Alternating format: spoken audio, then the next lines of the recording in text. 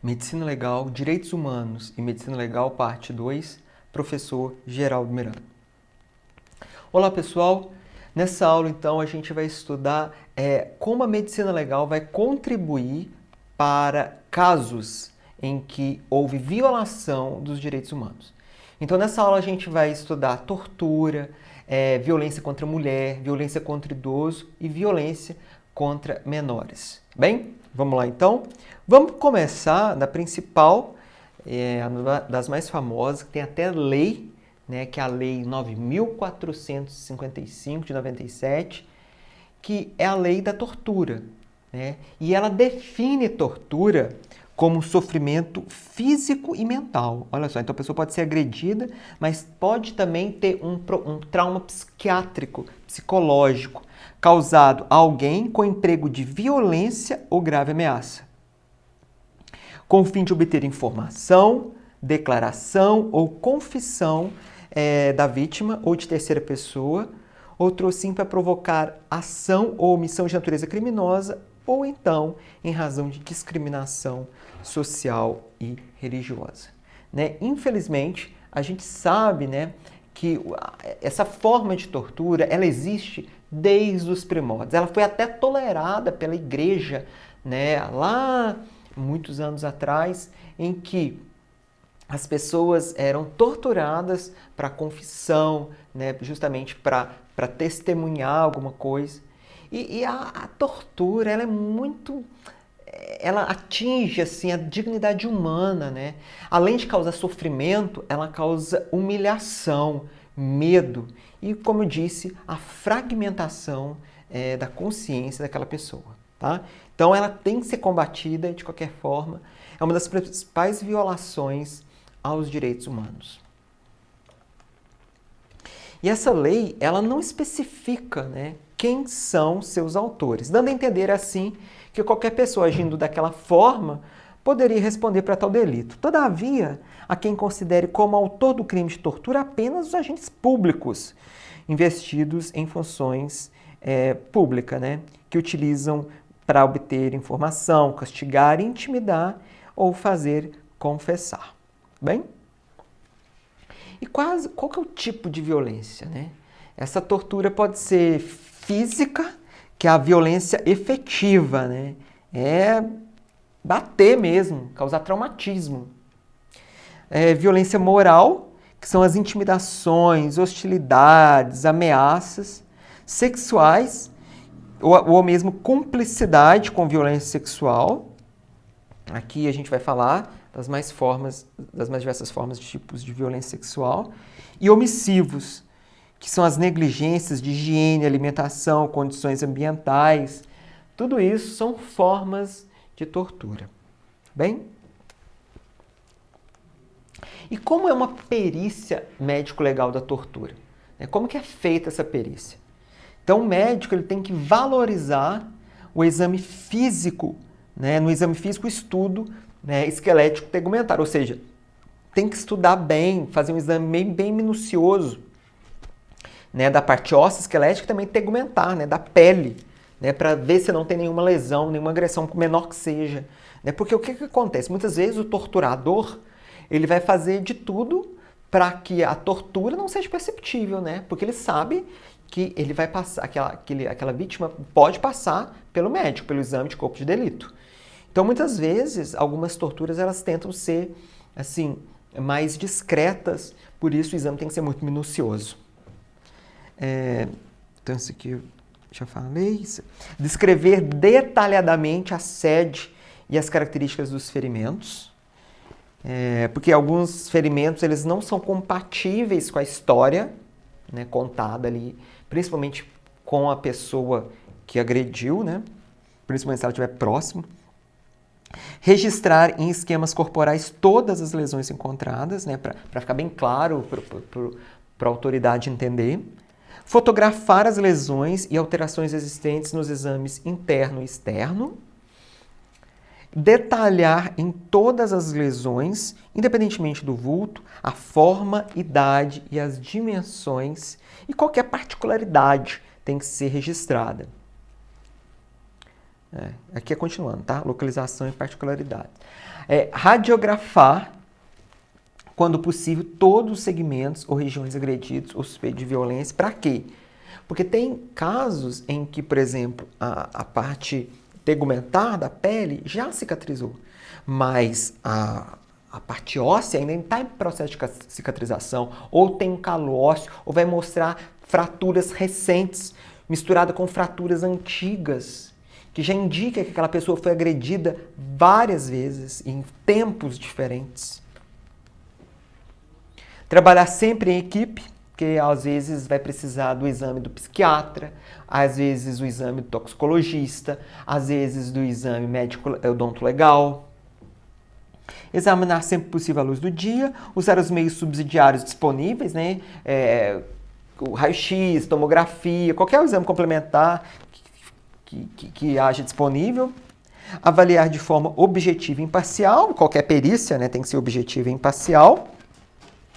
Examinar a vítima de tortura sem, isso que é super importante, sem a presença dos agentes do poder, óbvio, né? Porque senão ele vai interferir, ele pode intimidar, né, a vítima. E examinar com paciência e cortesia. São algumas características, tipo um checklist que eu tirei do livro do França. Já, né, nesse guia aqui, vocês podem acessar nesse link, né, no site do Ministério da Família, Mulher e Direitos Humanos, tem um protocolo de perícia forense. E aqui ele vai dar várias características, eu peguei alguns pontos mais importantes, que lá ele diz que a prova de tortura é difícil de ser colhida. É verdade, tá? Porque muitas vezes ela não é solicitada, demora muito para ser solicitada, ou as pessoas tentam esconder. Então, assim, é uma perícia muito complexa. Porque, às vezes, o que acontece? Olha o que está falando que eu tirei desse protocolo. As perícias, as alterações ou perturbações psicossomáticas podem ser evidência de provas determinantes significativas de que a pessoa foi torturada. Por exemplo, tem lá um olho roxo, né? Várias lesões no corpo.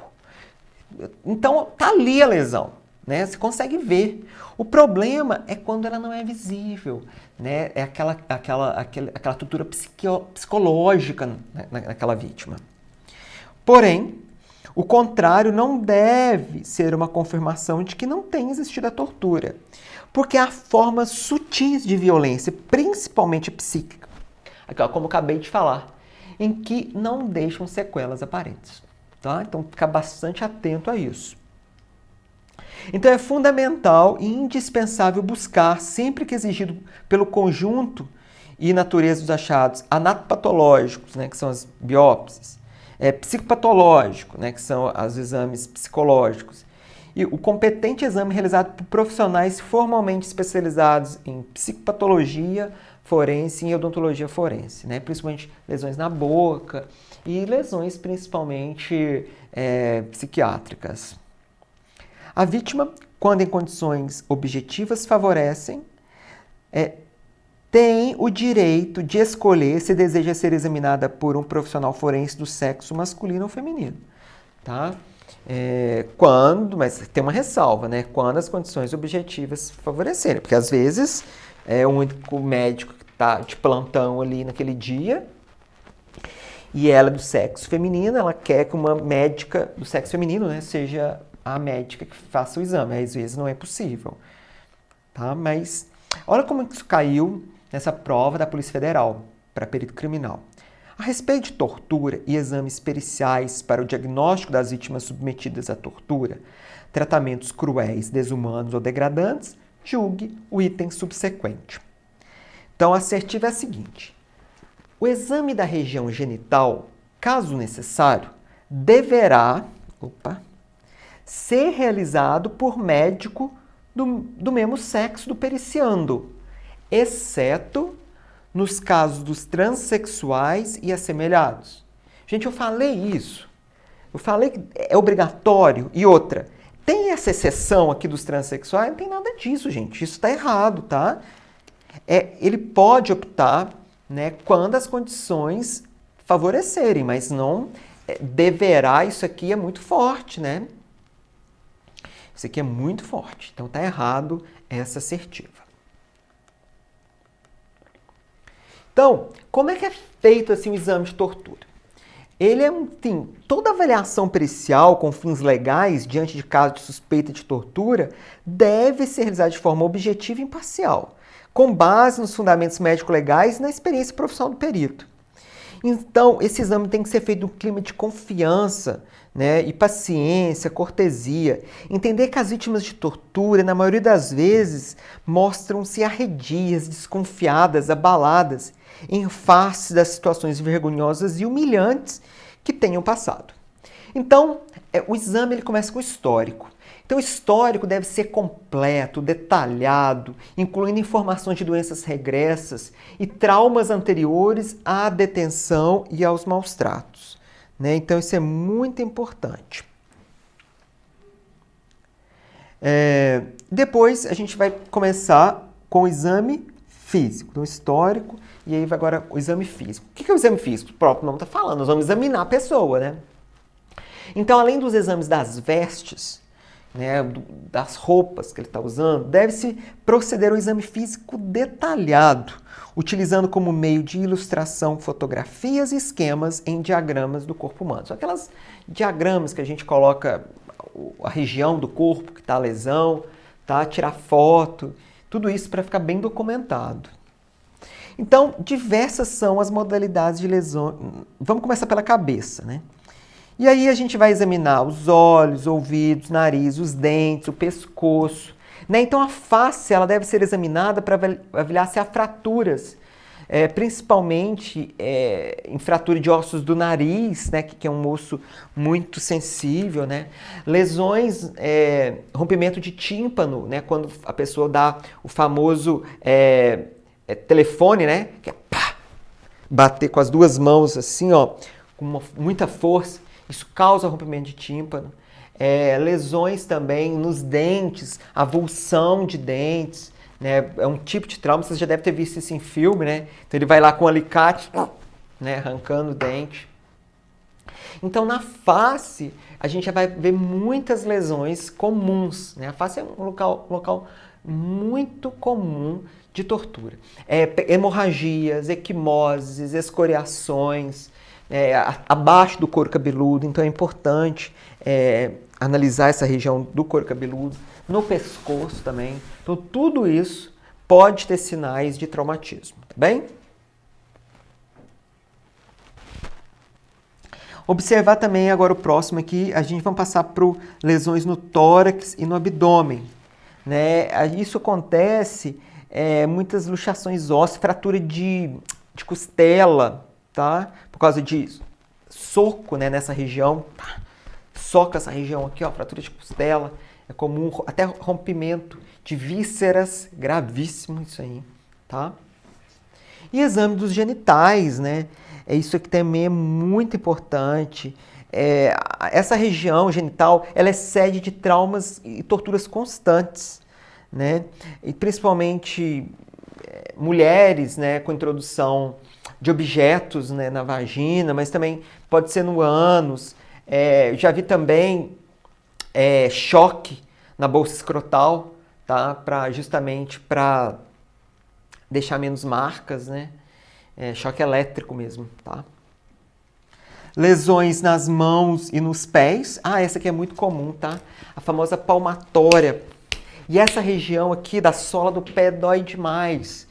E é muito comum fratura de pequenos ossos do tarso, né, que são os ossos da mão, do carpo, que são os ossos da mão, e do tarso, que são os ossos do pé. Tá? Então, radiografar sempre essa região. Tá? Pode acontecer também a síndrome da pós-tortura ou desordem de estresse pós-traumático, que são características dos transtornos mentais e de conduta, né, que são caracterizados por desordens psicossomáticas como dores, cefaleia, pesadelos, insônia, desordens afetivas como depressão, ansiedade, fobia, e desordens comportamentais, como isolamento, impulsividade, tentativas de suicídio. Tudo isso mostra sinais de violência psíquica, tá? Porque isso traz uma fobia muito grande, né? Por causa daquela lembrança, né, daquele trauma, tá bem? Outro caso que a gente vai ver agora é no caso do morto. E aí? Quando chega um corpo suspeito de tortura ou quando o corpo é encontrado numa cela, né? Aquela pessoa estava sob a tutela do Estado, né? Estava preso e morreu. E aí? Nesses casos, são consideradas mortes suspeitas e a obrigatoriedade do atestado de óbito é do ML, ele tem que ir para o ML para fazer necrópsia, tá bem? Então, todas as mortes ocorridas em presídios, notadamente indivíduos que faleceram sem assistência médica, devem ser consideradas a priori como mortes suspeitas e eles vão para o ML. Então, nesse caso, a gente tem que avaliar multiplicidade, diversidade de idade, né, das lesões, a forma, a natureza etiológica, a falta de cuidado e o local de predileção dessas lesões. Então, por exemplo, é muito comum a gente encontrar equimoses, escoriações generalizadas, que são os ralados, edema, né, do punho, queimaduras das mais diversas formas, fraturas de ossos, alopécias, né, são aquelas arranca-tufo de cabelo traumático, lesões no ouvido. Tudo isso são lesões que a gente vai observar também no morto, né?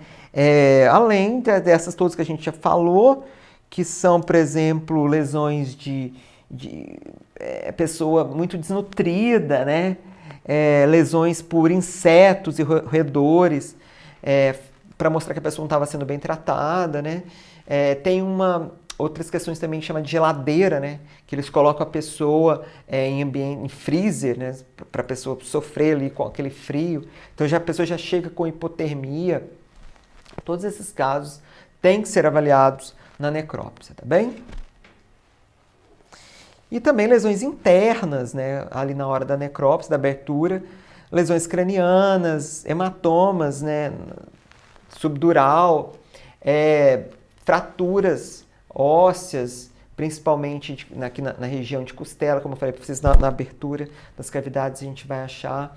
Muito trauma de cabeça, edema cerebral, tudo isso pode ser encontrado também no exame interno, tá bem? Então é isso que eu queria falar. Continuando então, agora eu quero falar do protocolo de Istambul. Esse protocolo, na verdade, é um manual para investigação e documentação eficazes da tortura e outras formas cruéis, desumanas ou degradantes de castigo ou punição. Ele foi apresentado pelo Alto Comissariado das Nações Unidas para Direitos Humanos em 1999. E aí, então, ele menciona que o perito pode usar esses termos aqui nas suas conclusões de tortura. Então, se a lesão é inconsistente, significa que a lesão não poderia ter sido causada pelo trauma descrito. É consistente. A própria lesão, a lesão poderia ter sido causada pelo trauma descrito, mas não é específica dele e existem muitas outras possíveis. Altamente consistente. A lesão poderia ter sido causada pelo trauma descrito e são poucas as outras causas possíveis. É típico de... A lesão é geralmente encontrada em casos desse tipo de trauma, mas existem outras causas possíveis. E o diagnóstico de... A lesão não poderia ter sido causada por nenhuma outra circunstância, a não ser a descrita. É quando tem a marca da lesão. São as famosas lesões por assinatura, né? Então, por exemplo, é um tapa, em que está lá a marca dos 5 dedos na pele da pessoa. Então, é claro que é o diagnóstico de tapa, né? A própria lesão já mostra o que causou. Se vocês quiserem maiores detalhes, mas eu acho que não tem necessidade, eu coloquei aqui o link do protocolo de Istambul, ok? Vamos fazer mais uma questão? A legislação brasileira define tortura como constranger alguém com emprego de violência ou grave ameaça, causando-lhe sofrimento físico ou mental. O Protocolo de Istambul, produzido pela ONU, recomenda a investigação e documentação eficazes da tortura. Sobre esse assunto, assinale a alternativa correta. A. Espancamento dos pés não constitui em uma forma de tortura? Acabei de falar para vocês, né, gente, que é comum, inclusive, espancamento dos pés e das mãos. B. Quando não há sinal físico no corpo, a tortura não aconteceu? Falei isso também, né? Porque às vezes pode ter sido uma tortura psíquica, que então a gente não vai ver nenhum sinal físico no corpo. C. Deve-se descrever detalhadamente todas as lesões, independentemente de seu vulto, quanto às formas, idade, dimensões, localização e particularidades. Corretíssimo, tá? Falei isso aqui. D. O exame clínico, no caso de tortura mental, está prejudicado? Claro que não, né? E o exame psiquiátrico, feito pelos psicólogos e pelo psiquiatra forense? Claro que ela pode ser feita. E letra E, não é possível distinguir a antiguidade de fraturas ósseas por exames de imagem. Gente, erradíssimo isso aqui, né? Isso aqui é para ninguém errar, porque claro que dá para ver, né? Quando eu tiro o raio-x, eu vou ver o grau de consolidação daquelas fraturas, se é uma fratura recente, se ela já está consolidada, se ela tem processo de consolidação, e aí vai. Mais uma. A respeito da tortura, de exames periciais para o diagnóstico das vítimas submetidas à tortura, tratamentos cruéis, desumanos ou degradantes, julgue o item subsequente.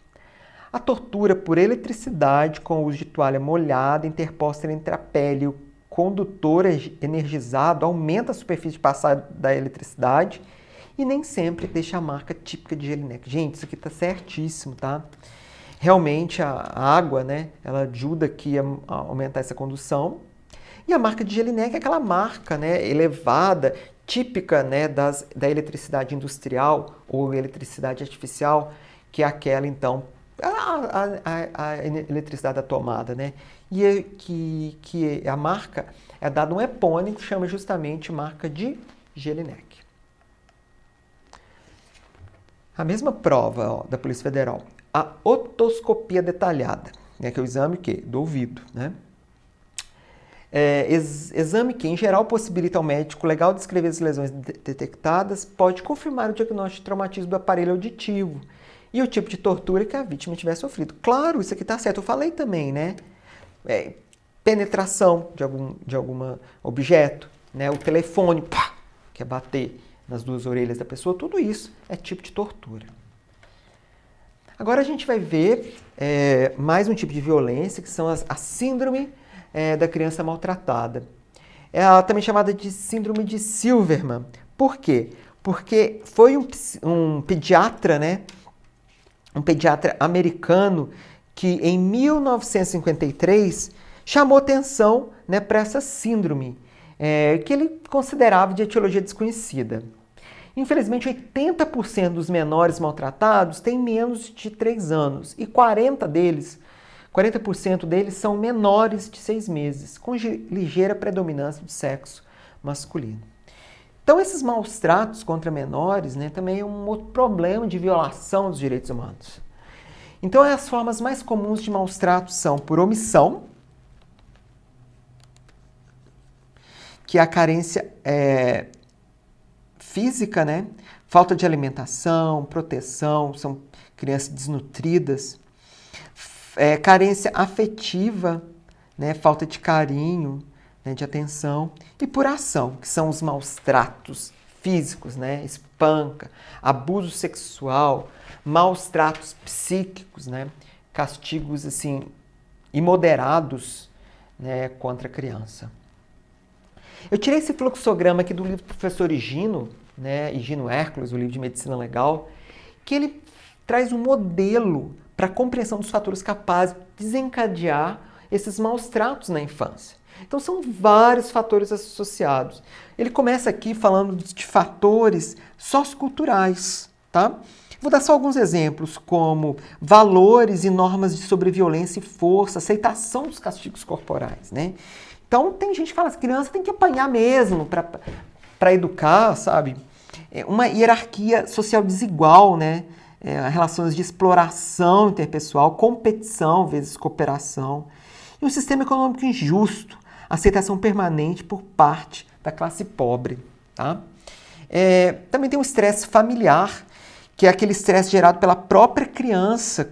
São, por exemplo, a criança tem uma deficiência, né, física, tem uma deficiência mental, tudo isso assim, ajuda, né, aos pais, aos cuidadores, desencadear um processo de fúria e espancar essas crianças.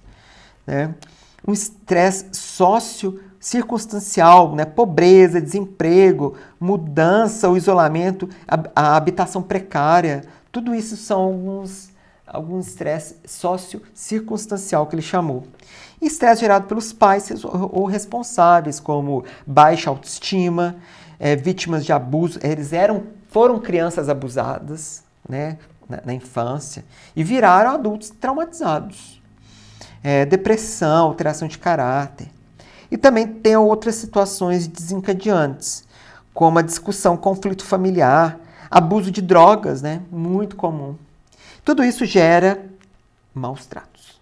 Os maus tratos podem ser lesão, incapacidade de prover cuidados, intoxicação e os maus tratos psicológicos. E além desse que eu já falei de omissão, né? Tem vários, assim, infelizmente. Então, como é que é feita essa análise, né, dessas crianças? Então, a atitude da criança vítima resume-se em apatia, ele é apático, né, não responde, né? Apático, ele está tão traumatizado, né, que ele não tem mais aquela vontade de ver, aquele brilho no olho, sabe? Tristeza, né? Indiferente ou temerosa. Então, ela tem medo de tudo. Chega uma pessoa, ela já tenta se desvencilhar, né? Justamente porque ela tem medo que seja agredida. Protegendo o rosto com as mãos, fechando os olhos com a aproximação das pessoas, um olhar triste, né? E as crianças mais novas, né? Elas não sabem manifestar de outra forma a não ser chorar. Né? Então elas choram quando determinadas pessoas se aproximam. Outras lesões comuns são contusão, né, das mais diversas formas, equimoses, né, que são aqueles arroxeados, aquele extravasamento de sangue dos vasos para os tecidos, ferimentos contusos, os mais diversos, olha aqui do lado, tá? Uso de pau, tá vendo? Queimadura com cigarro, mordida humana, sabe?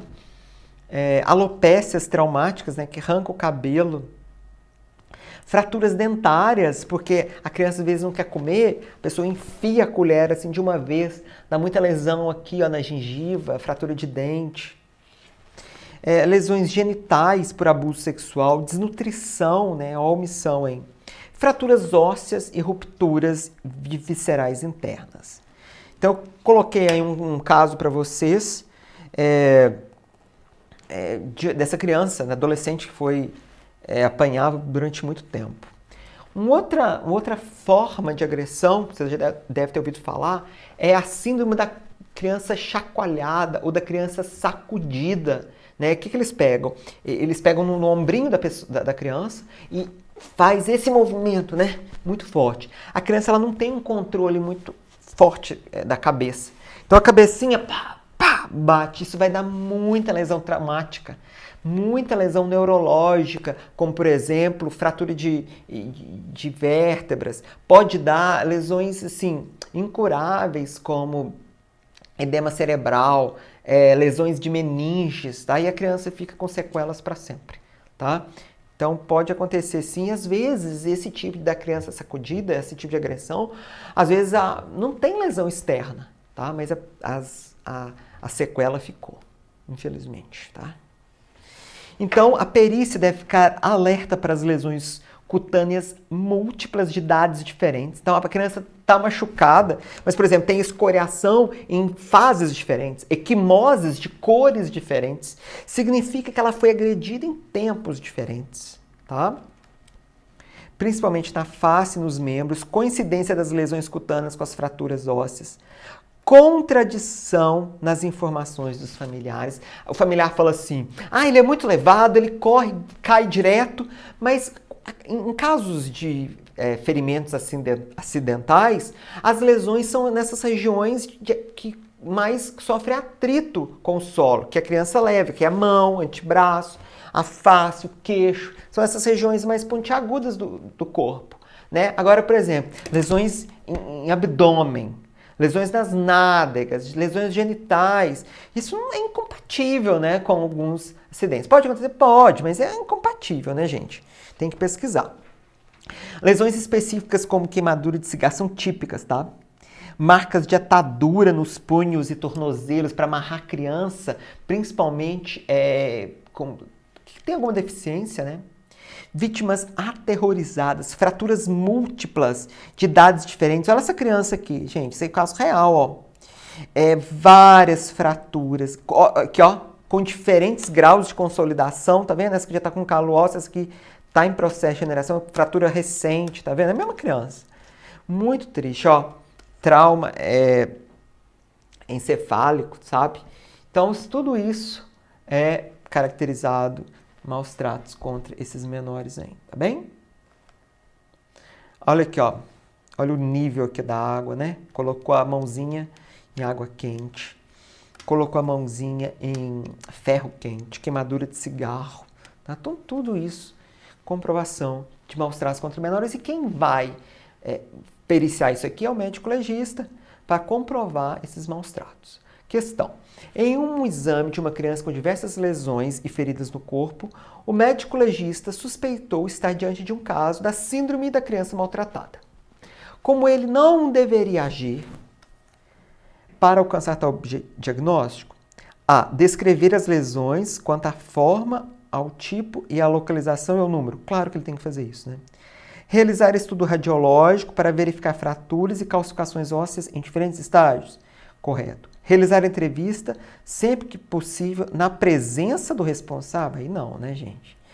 Então vai intimidar ali o periciado. Principalmente adolescente, né? Se ele já consegue falar e tal. Verificar a escassez de tecido subcutâneo relacionado à privação do alimento, claro. Verificar presença de infestações de parasitas relacionada à negligência, claro também, tá? Isso aqui mostra maus tratos e maus cuidados. No que se refere à violência, assinala a opção correta. Mais uma questão. A violência sexual envolve sempre violência física, sendo a vítima obrigada a satisfazer sexualmente o agressor? Não. Às vezes não tem a violência física, sempre está errado. Às vezes tem uma violência presumida, né, que são os menores de 14 anos e tal. Quando o abuso sexual da infância é cometido por pessoas não pertencentes à família, a tendência é que a procura por atendimento e orientação ocorra de modo mais rápido e eficaz. Gente, isso aqui está certo, tá? A resposta é a letra B. Nos casos de abuso sexual intrafamiliar, sentimentos como medo, culpa e vergonha decorrentes da vítima, do fato de a vítima ser corresponsável. Gente, que absurdo! Falar que a vítima é corresponsável pelo ciclo de abuso de uma criança. Isso aqui tá errado, tá? Não vou nem acabar de ler. Letra D. Violência verbal refere-se ao intuito de ferir, podendo deixar marcas evidentes. E violência psicológica refere-se às ofensas morais. Não, né, gente? A verbal não vai deixar marca evidente. A negligência que pode ser atribuída à pobreza ou às dificuldades materiais do casal parenteral podem causar danos permanentes. Gente, essa negligência nem sempre, né, ela está atribuída à pobreza, como está falando aqui, não. Tá? Errado. A letra B mesma é a resposta. Agora, só para a gente estudar mais um, a gente vai ver os maus tratos a idosos, também chamada de síndrome do ancião maltratado. O que acontece é que na Inglaterra, né, em 1975, surgiu pela primeira vez esse conceito do ancião maltratado, como uma síndrome de características de violência intrafamiliar. Realmente, o ambiente intrafamiliar é o lugar de maior evidência desses maus tratos, como a gente pode ver aqui em um aumento desses maus tratos durante a pandemia. E os maus tratos mais comuns são por abuso ou negligência, ou seja, por ação ou omissão, respectivamente, né? Ou por cuidados inadequados.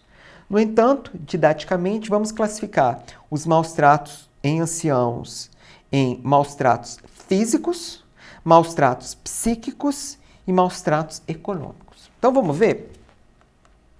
Os maus tratos físicos são sempre caracterizados por ferimentos. Tá vendo como da foto aqui, ó?